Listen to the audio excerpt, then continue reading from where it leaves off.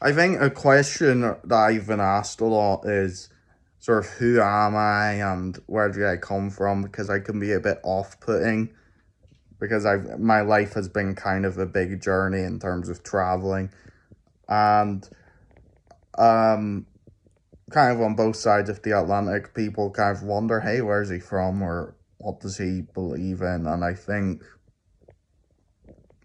that can be hard because I felt a real lack of identity over so many years, and I've had a lot of voices in my life who have not reinforced good messages to me, um and I've had mental health problems, but I like addressing those instead of avoiding them.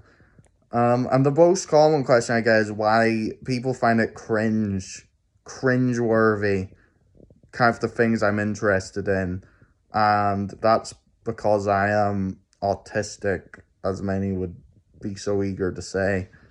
Um, and so I'm sorry, I think sometimes I do come across as a bit cringeworthy. Um, and that might be even my love for Ireland and my feeling of being Irish. And I know Irish people would say you're not one of us, and then Americans would say, well, where are you from? Why are you even here? And I love America. I love America, but that doesn't make me any less feeling Irish. And the reason I love Ireland so much is because I've just never seen people so welcoming. And that's the thing. I'm not like a Hitler. I'm not a nationalist in that I think I'm better than other people. I don't. I think Jesus preached modesty and virtue. And so I'm not better than anyone else. In fact, I'm a little worse for being Irish. But I love the people and I love the country. And I'll say why. I've just never seen people who are so welcoming. I'm not welcoming in the bullshit liberal sense of just being tolerant of everyone, or being proud, being just kind of a dipshit. But they're so welcoming in terms of wanting you in their culture and wanting to treat you well.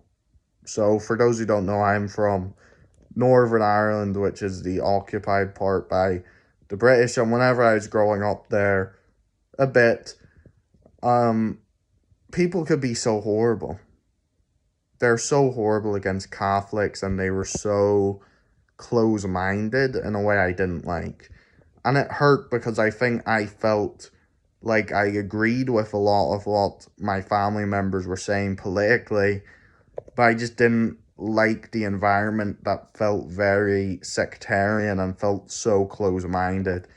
And the first time we went to the south of Ireland, we went to Kerry, and they were so welcoming. They did not care where I was from. They did not care I was from the north. They did not care my political beliefs or anything. They were so welcoming. They spoke the entire way on the tour. And I've experienced that everywhere. Whenever I've been in Dublin, I have been lost in the middle of the night, and I would speak to someone and they would literally come and help me before I finished my sentence.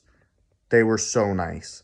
And whenever I go on tours in London, they would be so welcoming to me. They would laugh with me. They would let me ask questions. I've not gone that anywhere else.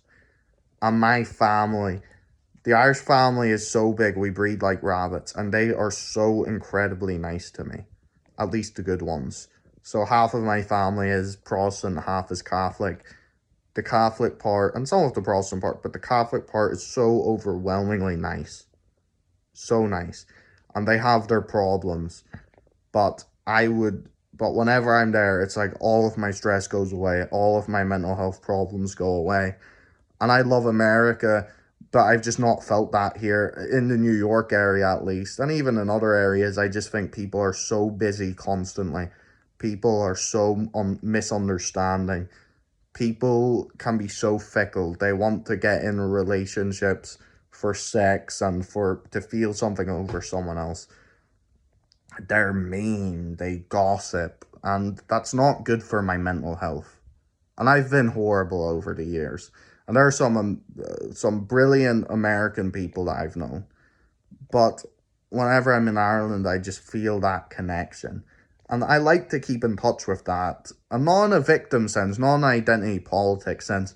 The reason, for instance, I like to think and commemorate the Irish famine or genocide is because, not because I'm a victim, but because I just feel like that's my heritage, and it really brings a lot of emotion in me, thinking that that was my ancestors who struggled in that way.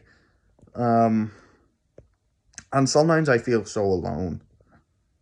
I really feel alone a lot of the time because I'm not good at socializing. I don't like a lot of this bullshit that happens. But when I'm in Ireland, they all love me. Even though I'm a shithead, they all love me. They don't love me, but they're nice to me. And I love going to Mass there. I love it so much. I love it in America as well, but everyone comes together and there's no bullshit. And that's why I wish there was a block button in real life. I wish I could like people and then block them if I wanted. And so that's why I never really shut up with it, and that's why I'm very cringe-worthy with it. And the accent's a bit tough as well. You could probably see in my videos I have a bit of an inconsistent one because I'm trying to be a bit more American, but I'm not like, whoa, like I'm not I'm not that kind of American. But I'm also not really Irish American. I love America because it's a magnificent country and it has so much to offer. And there's so much freedom here that you don't get in Europe. But I know there's people in Ireland who despise America, and I don't think that's fair. I don't think that's fair, but I also really love it over there. So today I woke up and I was really not feeling well. I opened my Instagram feed and just saw so much awful things there. Just awful things, and it really had me thinking. And again, it's not a pride thing, because pride is the worst of the sins. But that's the way I feel, and I upload when I feel like, and I know not everyone sees these, but yeah, I upload kind of whenever I just feel like it, and I've had videos in the works I've wanted to do, and I'll get to those at some point. Thanks for watching.